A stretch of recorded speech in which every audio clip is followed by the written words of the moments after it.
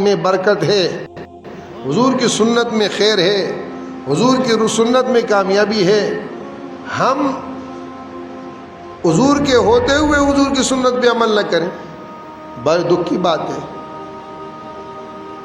اس لیے تمام طلباء سے بھی ہم سب جو سننے والے ہیں ان سے عرض ہے کہ بحیثیت مسلمان اور پھر مسلمانوں میں پھر ہم سب حضور پاک صلی اللہ علیہ وسلم کے علوم کے حامل اور علوم کے حاصل کرنے والے، ہمارے دلوں میں اگر نبی پاک علیہ الصلوۃ والسلام کی محبت اور حضور پاک صلی اللہ علیہ وسلم کی سنتوں کی عظمت نہیں ہے تو ہم سے بڑا خسارے والا، نقصان والا اور تباہی والا اور کوئی نہیں۔ ہم اس ماحول میں رہ کر، میں اکثر وہاں جب بابر احمد میں تھا علماء سے یہ کہا کرتا تھا کہ دیکھو ایک ریڑھی والا آ کر صف اول میں بیٹھتا ہے، تکبیر اولیٰ کی پابندی کرتا ہے، وہ ولی ہے، نگاہوں کی حفاظت کرتا ہے، وہ ولی ہے، ناپ تول میں وہ احتیاط کرتا ہے، وہ ولی ہے۔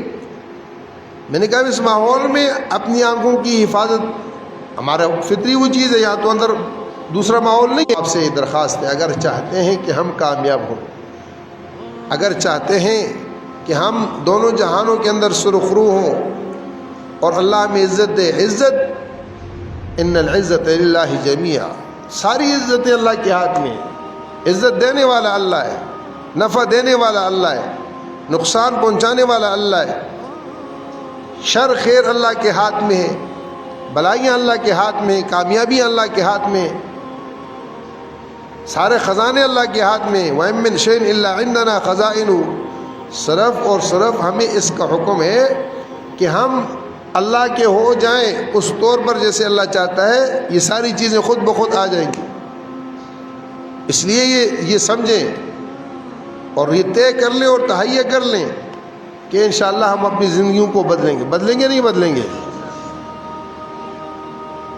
ہم اس ماحول سے نکل کر گھروں میں جائیں، ہمارے گھروں کے رہن سہن سے اڑوس پڑوس کے بچوں کے والدین کہیں کہ بھائی تمہیں مدرسے میں پڑھنا چاہیے، دیکھو کتنا سلجھا ہوا بچہ ہے، کتنا اچھا بچہ ہے، اس نے دین میں یہ چیز سیکھی، ادب سیکھا، احترام سیکھا، والدین کا ادب سیکھا، احترام سیکھا، لوگوں کا ادب احترام سیکھا، تمیز سیکھی، سلام کرنا سیکھا،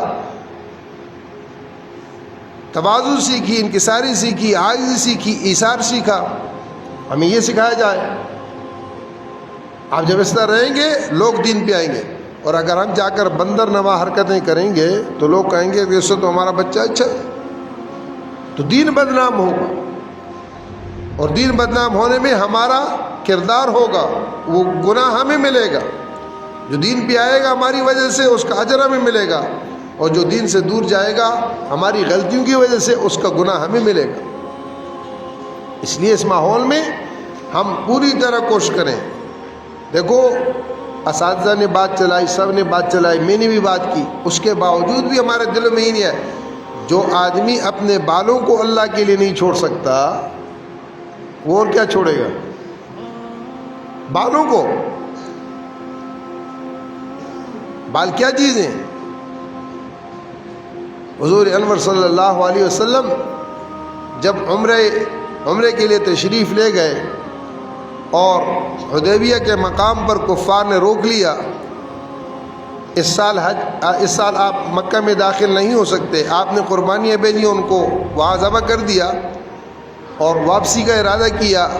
اب قربانیوں کے ذبح ہونے کے بعد سر منڈوانا ضروری ہے، یہ واجب ہے، تو آپ صلی اللہ علیہ وسلم نے صحابہ سے کہا کہ سر منڈوا لو۔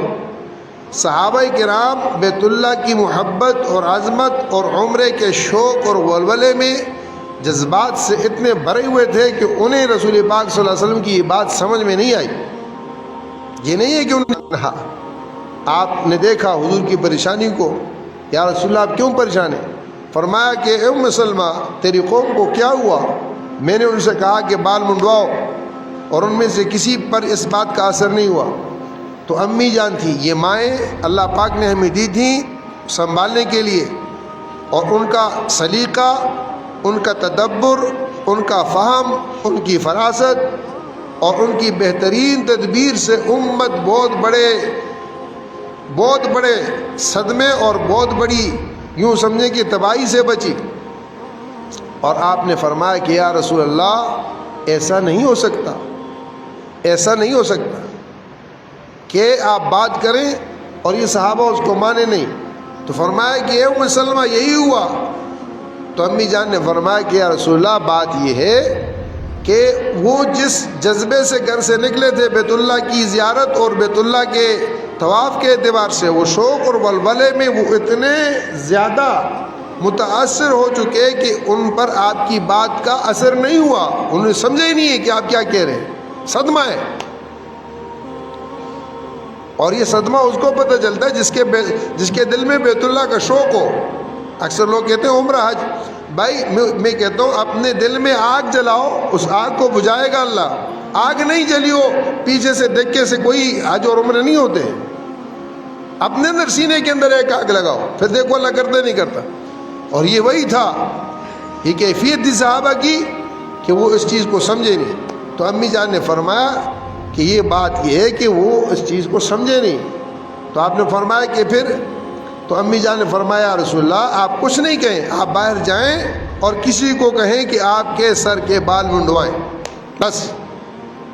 آپ صلی اللہ علیہ وسلم نے امی جان کی یہ بات لی اور باہر تشریف لے گئے اور کسی کو کہا کہ میرے سر کے بال منڈوا دو۔ آپ بیٹھے، عملی طور پر آپ نے اپنے سر کے بال منڈوانا شروع کیے۔ صحابہ نے دیکھا، وہ سب کے سب اس سکتے کی کیفیت سے اور اس مدہوشی کی کیفیت سے باہر آئے، اور جب دیکھا کہ رسول اللہ صلی اللہ علیہ وسلم بال منڈوا رہے ہیں تو جذبے میں آگے بڑھے اور ایک دوسرے کے سر کے بال منڈوانے میں اتنی تیزی کی کہ بعض کی کھال تک اتر گئی۔ اتباع میں اس حد تک آگے بڑھے کہ سر کے بالوں کی جگہ پر کھال وہ اتر گئی۔